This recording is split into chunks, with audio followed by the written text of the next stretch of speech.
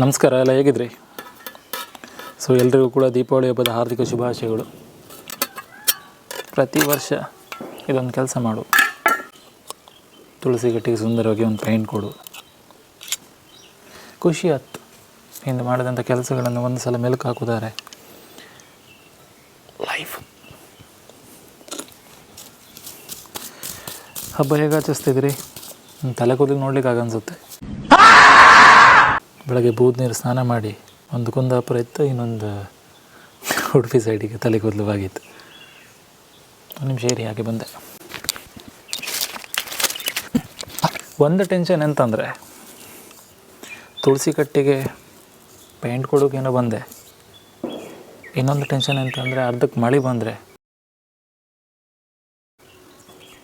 ಕತೆಗೋ ಇಂತ ಗೊತ್ತಿಲ್ಲ. ಕಳೆದ ವರ್ಷ ದೀಪಾವಳಿ ತುಂಬ ಚೆಂದ ಇತ್ತು. ಎಂತಕ್ಕೆಂತ್ರಿಯ ತುಳಸಿ ಕಟ್ಟೆದು ಪೂಜೆ ಮಾಡುತ್ತಿಗೆ ಜಮ್ಮನೆರಿ 3-4 ದಿನ ರಜೆ ಇತ್ತು ಅನ್ಸುತ್ತೆ ಎಲ್ರಿಗೂ ಕೂಡ. ಗಮ್ಮತ್ತಲ್ಲಿ ದೀಪಾವಳಿ ಹಬ್ಬ ಆಚರಿಸಿ. ಈ ಪೇಂಟಿಂಗ್ ಮಾಡೋದು ಖುಷಿ ಅಂತ ನನ್ನ ಅಮ್ಮಲ್ಲಿ ಕೆಮ್ಸು ಶುರು ಮಾಡಿದಳು, ಮಾತಾಡೋಕ್ಕೂ ಬಿಡೋದು.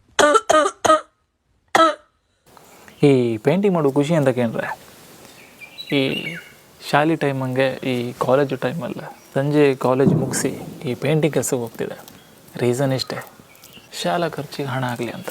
ಆ್ಯಂಡ್ ಅದು ಕಲ್ತದಕ್ಕೂ ಏನೋ ಗೊತ್ತಿಲ್ಲ, ಆ ಟೈಮಲ್ಲಿ ಆ ಹಣಕ್ಕೋಸ್ಕರ ಮಾಡಿದಂಥ ಕೆಲಸನೂ ಇರ್ಬೋದು. ಬಹುಶಃ ಒಂದು ನಾರ್ಮಲ್ ರೂಮ್ ಕೊಟ್ಟರೆ ಚೆಂದ ಮಾಡಿ ಪೇಂಟಿಂಗ್ ಮಾಡ್ತೆ. ಅದು ಕೇಳೋದು ಕಲ್ತದ್ದು ಯಾವುದೇ ವಿದ್ಯೆ ಕೂಡ ಕೈ ಕೊಡೋದಿಲ್ಲ, ಯಾವುದಾದ್ರು ಕ್ಷಣದಲ್ಲ ವರ್ಕ್ ಆತಂದೇಳಿ. ಮಳೆ ಒಂದು ಬರ್ದು ಬೇಡ್ಕಣಿ ಸಾಕು. ಮೊನ್ನೆ ಕುಂದಾಪುರ ಹೋಗಿದ್ದೆ. ಕುಂದಾಪುರ ಹೋದಾಗ ಹೀಗೆ ಒಬ್ಬರು ಪರಿಚಿತರು ಸಿಕ್ಕಿದ್ರು. ಆಯಿತಾ, ನನ್ನನ್ನು ಸಾಧಾರಣ ಒಂದು 10 ವರ್ಷದಿಂದ ಅವ್ರು ನನ್ನ ನೋಡಿದರು. ಒಂದು ಮಾತು ಹೇಳಿದರು, 10 ವರ್ಷದಲ್ಲಿ ನಿಮ್ಮ ಜೊತೆ ಮಾತಾಡಿದಂಥ ಬಾಂಧವ್ಯ, 10 ವರ್ಷದಲ್ಲಿ ನಿಮ್ಮ ಜೊತೆ ಮಾತಾಡಿದಂಥ ಆ ಕ್ಷಣ ಈಗಲೂ ಅದೇ ಥರ ಇತ್ತಂದೇಳಿ. ನಾನು ಪ್ರತಿ ಬಾರಿ ಹೇಳೋದಿಷ್ಟೇ, ನಾವು ವ್ಯಕ್ತಿಗಳ ಜೊತೆ ಹೆಂಗೆ ಬೆರೀತು, ಸಮಾಜದಲ್ಲಿ ನಾವು ಹೇಗಿರುತ್ತೆ ಅದ್ರ ಮೇಲೆ ನಮ್ಮ ವ್ಯಕ್ತಿತ್ವ ನಿರ್ಧಾರ ಆಗಿರುತ್ತೆ. 1000 ಜನ 1000 ಮಾತಾಡಲಿ, ಆಡಿಕೊಳ್ಳೋರು ಬಾಯಿಗೆ ಅಂತ ಕೋಲಾಕುಗತ್ತ, ಮಾತಾಡೋರು ಮಾತಾಡ್ತಿರ್ತಾರೆ. ನಮ್ಮ ಕೆಲಸ ನಾವು ಮಾಡುವಂಥ ರೀತಿ ಕೆಲಸದ ಮೂಲಕ ತೋರಿಸ್ಕೊ, ಸಾಧನೆ ಮೂಲಕ. ಅದು ಯಾವುದೇ ಕೆಲಸ ಆಗಲಿ ಬೇಕಾಗಲಿ. ಪ್ರತಿ ಬಾರಿ ಹೇಳ್ತಾ ಇರ್ತೆ, ಕೆಲಸ ಯಾವುದಾದ್ರೇನು ಅದು ಒಂದು ಹೊತ್ತಿನ ಊಟಕ್ಕೆ ತುತ್ತು ಕೊಡುತ್ತಂದರೆ, ಕೆಲಸ ಯಾವುದಾದ್ರೇನು ಅದು ಒಂದು ಹೊತ್ತಿನ ಊಟ ಕೊಡುತ್ತಂದರೆ, ಆ್ಯಂಡ್ ಅದಕ್ಕಿಂತ ಸೌಭಾಗ್ಯ ಯಾವುದೂ ಇಲ್ಲ. ನಮ್ಮ ಕುಂದಾಪುರ ಕನ್ನಡಕ್ಕೆ ಒಂದು ಮಾತಿತ್ತು, ದುಡ್ಕ ತಿಂಬರಿಗೆ ಯಾವುದಾದ್ರೇನು ಕತ್ಕ ತಿಂದಿರು ಸಾಕಂತಾರೆ. ಕಷ್ಟಪಟ್ಟ ಏನೇ ಕೆಲಸ ಮಾಡಿ ಒಳ್ಳೆಯದೇ. ನಾನು ಪ್ರತಿ ಬಾರಿ ಹೇಳ್ತಾ ಇರ್ತೆ, ಮನುಷ್ಯನಿಗೆ 2 ಸಂದರ್ಭದಲ್ಲಿ ನೆಮ್ಮದಿ ಇರ್ಕಂಬ್ರ. ಒಂದು ಊಟ ಮಾಡುವಾಗ ಇನ್ನೊಬ್ಬನ ತುತ್ತು ಕಸಿದು ತಿಂದಿಲ್ಲ ಅನ್ನೋ ನೆಮ್ಮದಿ ಇರಬೇಕಂತ. ಹಾಗೆ ರಾತ್ರಿ ಮಲಗುವಾಗ ತಲೆದಿಂಬಿಗೆ ತಲೆ ಕೊಟ್ಟಾಗ ನಾನು ಯಾರದೋ ಒಬ್ಬರು ನೆಮ್ಮದಿಯನ್ನು ಹಾಳು ಮಾಡಿ ನಾನು ಮಲಗ್ತಿಲ್ಲ ಅಂತ. ಅದಷ್ಟೇ. ಖುಷಿಯಾಗಿರಿ ಲೈಫಲ್ಲಿ. ಮಾತಾಡೋರು ಆಡ್ತಾ ಇರ್ತಾರೆ, ಮಾತಾಡೋರು ಯಾರು ಕರೆದು ನಮಗೇನು ಊಟಕ್ಕೆ ಹಾಕಲ್ಲಲ್ಲ.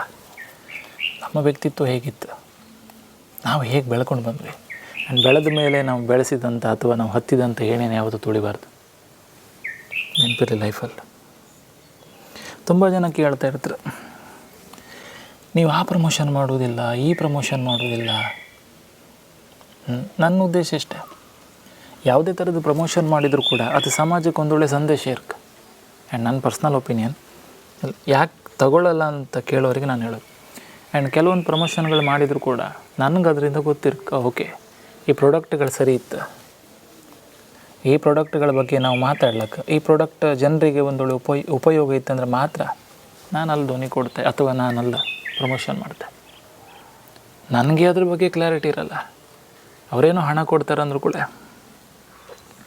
ನಾನು ಯಾಕೆ ಮಾಡಬೇಕು? ಆ್ಯಂಡ್ ಒಂದು ಸತ್ಯ, ಇಲ್ಲಿ ಸ್ಫೂರ್ತಿದಾಯಕ ಮಾತುಗಳನ್ನು ಆಡ್ತಾ ಇರುವಾಗ ನೊಂದ ಮನೆಯಂಗಳದಿ ನಲಿವಿನ ಮಲ್ಲಿಗೆಯನ್ನು ಅರಳಿಸುವ ಸಂದರ್ಭದಂಗೆ ನಾನೇ ಒಂದಿಷ್ಟು ಜನರಿಗೆ ಮೋಸ ಮಾಡಿದರೆ ಎಷ್ಟು ಸರಿ, ನನ್ನ ಮಾತುಗಳನ್ನು ಕೇಳ್ತಿರುವವರ ಕನಸಿಗೆ ಮುಳ್ಳಾದರೆ ಎಷ್ಟು ಸರಿ.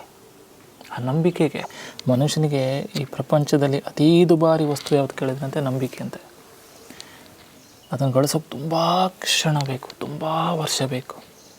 ಅದನ್ನು ಕಳ್ಕೊಳ್ಳಿಕ್ಕೆ ಒಂದೇ ಒಂದು ಸೆಕೆಂಡ್ ಸಾಕು. ಮನುಷ್ಯನಿಗೆ ನೆಮ್ಮದಿ ಪ್ರೀತಿ ಎಲ್ಲಿ ಸಿಗುತ್ತೆ? ಅವನಿಗಿಂತ ಅಗರ್ಭ ಶ್ರೀಮಂತ ಈ ಪ್ರಪಂಚದಲ್ಲಿ ಯಾರೂ ಇಲ್ಲ. ಹಾಗೆ ಒಂದಿಷ್ಟು ಕಾರ್ಯಕ್ರಮಗಳು ಹೋಗ್ತಾ ಇರುತ್ತೆ. ಇದ್ರ ಮಧ್ಯೆ ಒಂದಿಷ್ಟು ಕಾರ್ಯಕ್ರಮಗಳ ನಿರೂಪಣೆನೂ ಮಾಡ್ತೆ. ಸೊ ಮೊನ್ನೆ ಅಷ್ಟೇ ಒಂದು ಚಾಮರಾಜನಗರಕ್ಕೆ ಒಂದು ಧ್ವನಿ ಕೊಟ್ಟಿದೆ. ಕಾರ್ಯಕ್ರಮಗಳು ಹೀಗೆ ನಡೀತಾ ಇರುತ್ತೆ. ಎಲ್ಲೂ ಕೂಡ ಹೇಳ್ಕೊಂತಿಲ್ಲ, ಎಲ್ಲೂ ಕೂಡ ಪ್ರಚಾರಗಳನ್ನು ಪಡ್ಕೊತಿಲ್ಲ.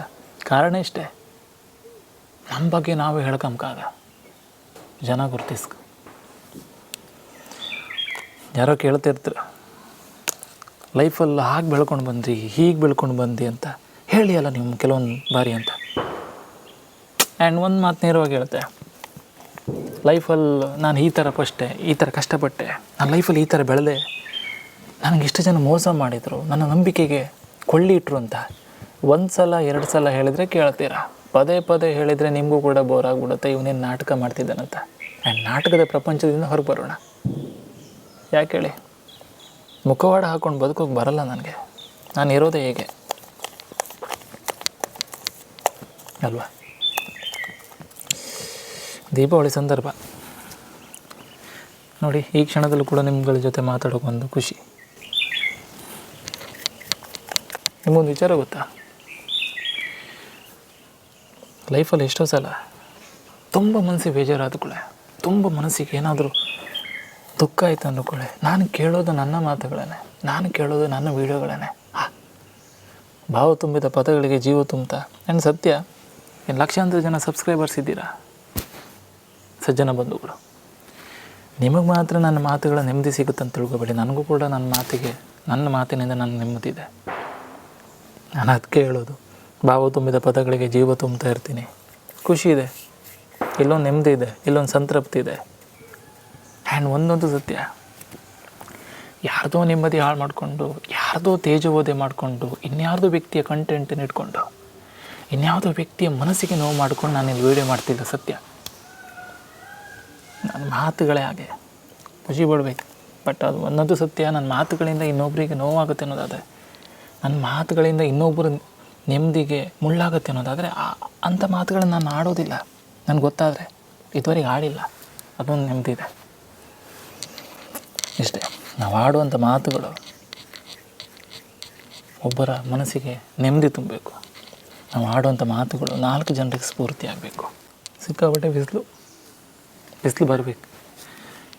ಬಿಸಿಲು ಬಂದರೆ ಬೇಗ ಪೇಂಟ್ ಒಣಿತು. ಬಿಸಿಲು ಎಷ್ಟು ಬೇಕಾದರೂ ಬರಲಿ, ಮಳೆ ಒಂದು ಬಗ್ಬೇಡ. ಇವತ್ತು ಉಳಿದವ್ರು ಕಂಡಂತೆ ಅದು ಮೂವಿಲ್ಲ ಅನ್ಸುತ್ತಲ್ಲ, ಯಾರು ಬೇಕಾದ್ರೂ ಬರಲಿ, ಒಬ್ಬ ಬಗ್ಬೇಡ.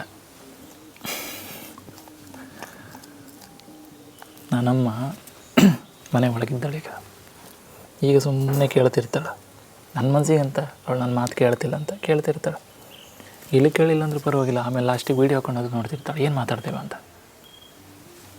ನಿಮ್ಗೆ ನಿಜ ಗೊತ್ತಾ, ನಾನೊಂದು ವೀಡಿಯೋ ಮಾಡಿದ್ದೆ. ಆ ವಿಡಿಯೋ ನಮ್ಮ ಬಗ್ಗೆ ಯಾರು ಬೇಕಾದರೂ ಮಾತಾಡಲಿ, ಅಲ್ಪರ ಸಂಘ ಅಭಿಮಾನ ಭಂಗ ಅಂತ ಒಂದು ಕಂಟೆಂಟ್ ಮಾಡಿದೆ ಆಯಿತಾ.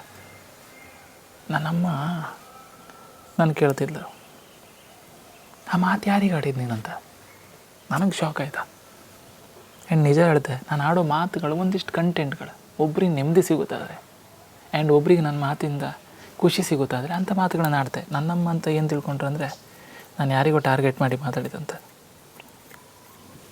ಕೆಲವೊಂದು ಸಲ ಅನಿಸುತ್ತೆ ಮಾತುಗಳು. ಅದು ಕೇಳು, ನನ್ನ ವೀಡಿಯೋನ ಸಣ್ಣವರಿಂದ ಹಿಡಿದು ದೊಡ್ಡವರವರು ನೋಡ್ತಾರೆ. ಸ್ಫೂರ್ತಿದಾಯಕ ಮಾತುಗಳಲ್ಲ. ಹಾಗಾಗಿ ಆ ಮಾತುಗಳ ಫ್ಯಾಮಿಲಿನ ಆಡಿಯನ್ಸ್ಗಳಿಗೆ ರೀಚ್ ಆಗೋ ಥರ ಇರಬೇಕು. ನನ್ನ ಮಾತುಗಳು ನನಗೆ ಕೇಳೋಕ್ಕಾಗಿಲ್ಲ ಅಂದಮೇಲೆ ಅಂಥ ಮಾತುಗಳನ್ನ ಆಡಿ ಏನು ಯೂಸ್? ಅದಕ್ಕೆ ಹೇಳೋದು ನಾನು, ಯಾವಾಗಲೂ ಒಳ್ಳೆ ಮಾತುಗಳನ್ನ ಆಡೋಣ. ಒಳ್ಳೆ ಮಾತುಗಳು 4 ಜನರಿಗೆ ದಾರಿ ತೋರಿಸುತ್ತೆ. ಒಳ್ಳೆ ಮಾತುಗಳು 4 ಜನರ ದಿಕ್ಕನ್ನು ಬದಲಾಯಿಸುತ್ತೆ. ನೀವು ನೋಡ್ತೀರಿ, ನಾನು ಮೊನ್ನೆಷ್ಟು ಒಂದು ವೀಡಿಯೋದಲ್ಲಿ ಹೇಳಿದ್ದೆ, ಒಂದಿಷ್ಟು ಜನ ನನ್ನ ವೀಡಿಯೋಸ್ಗಳು ನೋಡಲಿಕ್ಕೆ ಇಷ್ಟಪಡ್ತಾರೆ. ಒಂದಿಷ್ಟು ಜನ ಮನೆಯವ್ರು ಒಂದು ಕಮೆಂಟಲ್ಲಿ ಹಾಕಿದರು, ಸರ್ ನಮ್ಮ ತಂದೆ ತಾಯಿಗೆ ನೀವು ಅಂದರೆ ಪಂಚ ಪ್ರಾಣ ಸರ್ ಅಂತ. ನನಗೆ ಅವ್ರು ಯಾರು ಅಂತಲೇ ಗೊತ್ತಿಲ್ಲ. ಅವ್ರು ಯಾವ ವೀಡಿಯೋಸು ನೋಡಲ್ಲ, but A K Shetty Nadur ಅಂತ ಒಂದು ಹುಡುಗ ಇದ್ದಾನಲ್ಲ, ಆ ವೀಡಿಯೋಸ್ಗಳನ್ನ ನೋಡ್ತಾ ಇರ್ತೀನಿ ನಮ್ಮ ಅಂದರೆ ಪಂಚಪ್ರಾಣ ಅಂತ. ನಾನು ಹೇಳೋದಷ್ಟೇ, ನಾನು ನಿಜವಾಗ್ಲೂ ಹೇಳ್ಬೇಕಂದ್ರೆ ಇದು ನಾನು ಗಳಿಸಿರುವಂಥ ಸಂಪಾದನೆ. ಆಸ್ತಿ ಎಷ್ಟು ದೊಡ್ಡದ್ರಿ ಕೇಳ್ತಾರೆ ಕೆಲವರು. ಇದಕ್ಕಿಂತ ದೊಡ್ಡ ಆಸ್ತಿ ಯಾವ್ದು ಬೇಕು ಲೈಫಲ್ಲಿ?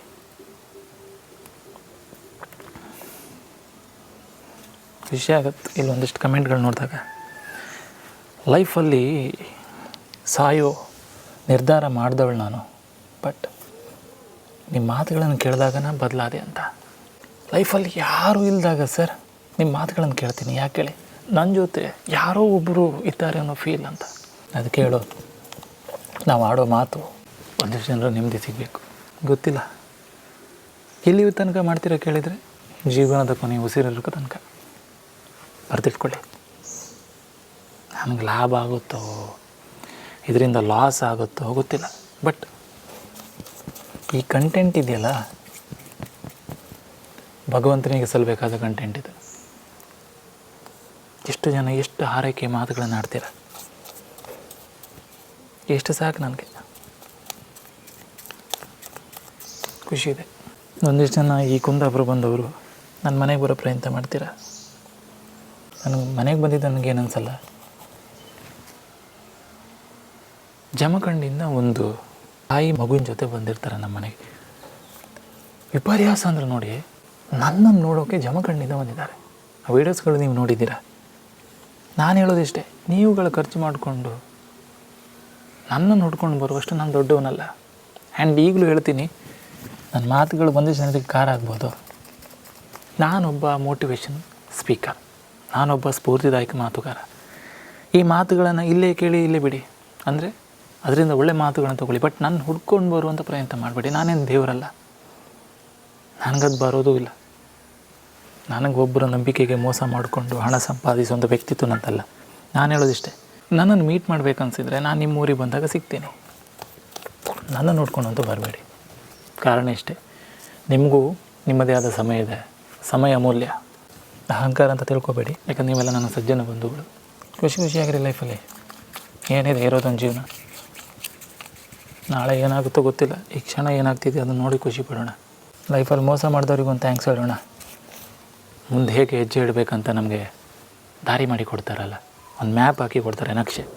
ಎಲ್ರಿಗೂ ದೀಪಾವಳಿ ಹಬ್ಬ ಶುಭಾಶಯ. ಮತ್ತು ಪುನಃ ಕುಂದಾಪುರ ಕನ್ನಡದಲ್ಲಿ ಹೇಳೋದಾದ್ರೆ ವೈ ನಮಸ್ಕಾರ.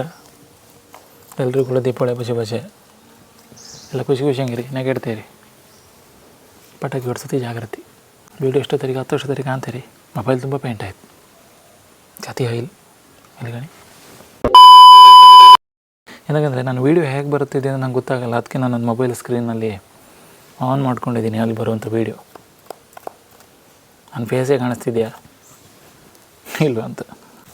ಒಳ್ಳೆಯದಾಗಲಿ, ಖುಷಿಯಾಗಿರಿ. Thank you so much.